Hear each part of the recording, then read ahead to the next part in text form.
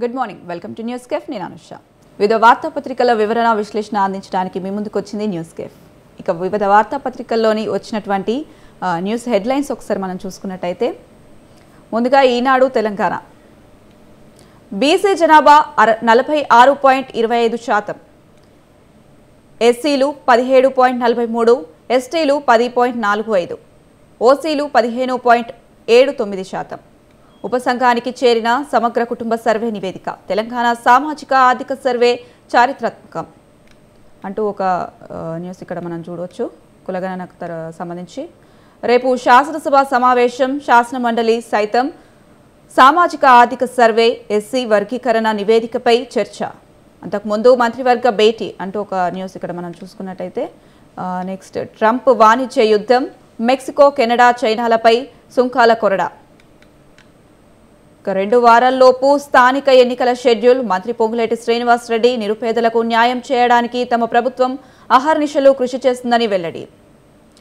ఢిల్లీ పీఠం ఎవరిదో, ఉచితాలపై ఊదరగొడుతున్న పార్టీలు. కుంభమేళాలో నేడు వసంత పంచమి, 4 నుంచి 6 కోట్ల మంది రావచ్చని అంచనా. ఇక కేంద్రానికి సవతి తల్లి ప్రేమ, బడ్జెట్లో తెలంగాణకు ఇచ్చింది గుంటు సున్నా. కేంద్ర మంత్రులు కిషన్ రెడ్డి, సంజయ్లు రాజీనామా చేయాలి. కేసీఆర్, కేటీఆర్, హరీష్ రావులు పోరాటానికి మాతో కలిసి రావాలి. కాంగ్రెస్ ధర్నాలో పీసీసీ అధ్యక్షుడు మహేష్ కుమార్ గౌడ్ పిలుపు. ఇక్కడ కేంద్ర బడ్జెట్కి సంబంధించి ఒక న్యూస్ మనం ఇక్కడ చూసుకున్నట్టయితే, ఇక నెక్స్ట్ ఆంధ్రజ్యోతి తెలంగాణ సంబంధించి హెడ్లైన్స్. జనాభాలో సగానికి పైనే రాష్ట్రంలో తేలిన బీసీ లెక్క, సర్వే వివరాలను వెల్లడించిన సబ్ కమిటీ. అన్ని వర్గాలకు న్యాయం చేసేందుకే సర్వే. 96.9% ప్రజలు పాల్గొన్నారు. దేశ చరిత్రలో గొప్ప ముందడుగు. రేపు కేబినెట్ నివేదిక. తెలంగాణ బీసీ ఉద్యమ చరిత్రలో సువర్ణాక్షరాలతో లిఖించదగిందని పొన్నం ప్రభాకర్ వెల్లడించడం జరిగింది. అలాగే ఇక్కడ బీసీ కోటాపై రేపు అసెంబ్లీ, కులగణన సర్వే, ఎస్సీ వర్గీకరణపై చర్చ అంటూ ఒక న్యూస్ ఇక్కడ మనం చూసుకోవచ్చు. 15 లోపు స్థానిక ఎన్నికల షెడ్యూల్ విడుదల. కాంగ్రెస్ కార్యకర్తలు సిద్ధంగా ఉండండి. రెవెన్యూ మంత్రి పొంగులేటి. అంగన్వాడీ చిన్నారులకు పాలు, మిల్లెట్స్ ఆహారంగా ఇవ్వాలని ప్రభుత్వం నిర్ణయం. మహిళా సంఘాలకు తయారీ బాధ్యత. నేడు కేంద్ర మంత్రితో భేటీ కానున్న సీతక్క. తెలంగాణకు ఇచ్చింది గాడిద గుడ్డు. కేంద్ర బడ్జెట్లో వివక్షను నిరసిస్తూ బీజేపీపై యుద్ధం ప్రకటిస్తున్నాం. పార్టీకి అతీతంగా కదలాలి. కిషన్ రెడ్డి, బండి సంజయ్ రాజీనామా చేయాలి. నిధులు ఇచ్చేదాకా పోరాటం. నేడు మోదీ, నిర్మల దిష్టిబొమ్మల దహనం అంటూ ఒక న్యూస్ ఇక్కడ మనం చూసుకోవచ్చు. ఇక బీసీలకు 47% రిజర్వేషన్ అమలు చేయాలి. ఈడబ్ల్యూసీఎస్ రద్దు చేయాలి. మన ఓటు మన సీటుతోనే అధికారం. దేశవ్యాప్తంగా ఒకరోజు ఆందోళన ఉద్యమించాలని బీసీ మండల్ మనవడు సూరజ్ మండల్ పిలుపు. రిజర్వేషన్లో తమిళనాడు ఆదర్శం అంటూ ఒక న్యూస్ ఇక్కడ మనం చూసుకోవచ్చు. ఇక రక్షణ బడ్జెట్ తగ్గించలేదు. ఆయుధ వ్యవస్థల కొనుగోలుకు చెల్లింపులు ఉన్నప్పుడే పెంపు అంటూ నిర్మలా సీతారామన్ పేర్కొన్న అంశం ఇక్కడ మనం చూడొచ్చు. ఇక నెక్స్ట్ సాక్షి తెలంగాణ. లెక్క తేలింది. సమగ్ర ఇంటింటి కుటుంబ సర్వే గణాంకాలను వెల్లడించిన మంత్రి ఉత్తమ్. రాష్ట్రంలో మొత్తం జనాభా సుమారు 3.7 కోట్లు. సర్వేలో పాల్గొన్న 3.54 కోట్లు. గుర్తించిన కుటుంబాలు 1,15,17,457. సర్వే చేసినవి 1,12,12,134 కుటుంబాలు అంటూ ఒక వార్తను ఇక్కడ మనం చూడొచ్చు.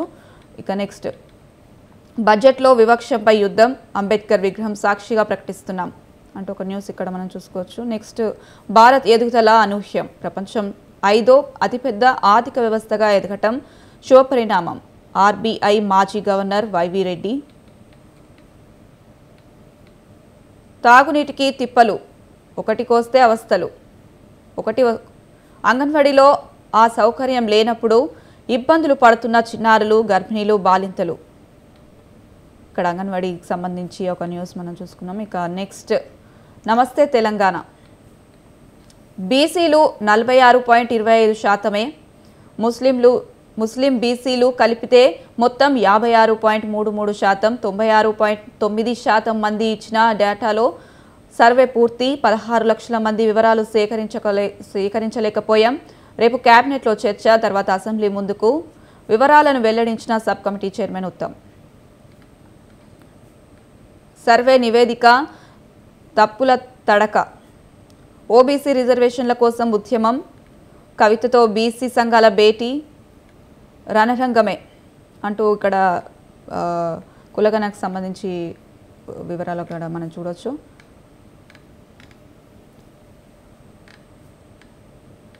బాబాయ్ అబ్బాయి కన్ను పడితే క్రష్, ఇసుక క్వారీలు స్టోన్ క్రాషర్లపై కన్ను, సగానికి పైగా క్వారీలు గనులు చేర, ఇవ్వకపోతే బెదిరింపులు దాడులు, కేసులు పెట్టి ఫైన్ విధించి దారికి, ముఖ్య నేత బాటలోనే అనుచర గణం, 50% రాయించుకుంటున్న నేతలు, లబోదిబోమంటున్న వ్యాపార వర్గాలు. ఈనాడు ఆంధ్రప్రదేశ్కి సంబంధించి ట్రంప్ వాణిజ్య యుద్ధం, మెక్సికో, కెనడా, చైనాలపై సుంకాల కొరడ అంటూ ట్రంప్కు సంబంధించిన న్యూస్ ఒకటి ఇక్కడ మనం చూడొచ్చు. జగన్ పాపం జనానికి శాపం, కడప సౌర విద్యుత్ ప్రాజెక్టుల పిఎస్ఏలు పెండింగ్ పెట్టిన ఫలితం, ఇప్పుడు బీసీడీ జీఎస్టీ పేరిట అదనపు మోత, ప్రజలపై 2,775 కోట్ల రూపాయల భారం అంటూ జగన్కి సంబంధించిన న్యూస్ ఇక్కడ మనం చూడొచ్చు. మోదీ నాయకత్వంలోనే దేశ రాజధానికి వెలుగు, దేశమంతా స్వచ్ఛ భారత్ వైపు, ఢిల్లీ మాత్రం మురికి కూపం, పాలకుల నిర్లక్ష్యమే సమస్యలకు కారణం, అందుకే జనాభా మద్దతు ఇవ్వాలి, ఢిల్లీ ఓటర్లకు ఏపీ సీఎం చంద్రబాబు పిలుపు. ఇక ఆంధ్రజ్యోతి ఆంధ్రప్రదేశ్ సంబంధించింది చూసుకున్నట్టయితే, టాస్క్ లేదు, ఫోర్స్ లేదు, భూ వివాదాలపై చేష్టలుడిగిన రెవెన్యూ, టాస్క్ ఫోర్స్ ఏర్పాటుకు డిసెంబర్లో నిర్ణయం, నేటికి కార్యరూపం దాల్చిన సీఎం ఆదేశం. నాడు గజానికో గుంతతో విలువ, నేడు అద్దంలా రోడ్ల మిలమిల, రోడ్లకు మహర్దశ. 5 ఏళ్లు పట్టించుకొని జగన్ సర్కార్, కూటమి ప్రభుత్వం రాగానే కదలిక, రాష్ట్ర వ్యాప్తంగా మరమ్మతులు, కొత్త రోడ్లు. ట్రంప్ సుంకాల కొరడ, కెనడా, మెక్సికో దిగుమతులపై 25% విధింపు. ట్రంప్కు సంబంధించిన న్యూస్. ఢిల్లీని భ్రష్టు పట్టించారు, ఆ పాలనలో అభివృద్ధికి దూరమైన రాజధాని, 10 ఏళ్లలో కనీసం ప్రజలకు తాగునీరు ఇవ్వలేదు. 1995 నాటి హైదరాబాద్లా ఇప్పటి ఢిల్లీ ఉంది. డబుల్ ఇంజన్ సర్కార్ ఉంటే వాషింగ్టన్, న్యూయార్క్లను తలదన్నేలా అభివృద్ధి చెందేది అంటూ ఢిల్లీకి సంబంధించి చంద్రబాబు చేసిన వ్యాఖ్యలను ఇక్కడ మనం చూడొచ్చు. ఇది వాళ్ళ వార్తాపత్రికల్లో వచ్చినటువంటి ప్రధాన అంశాలు.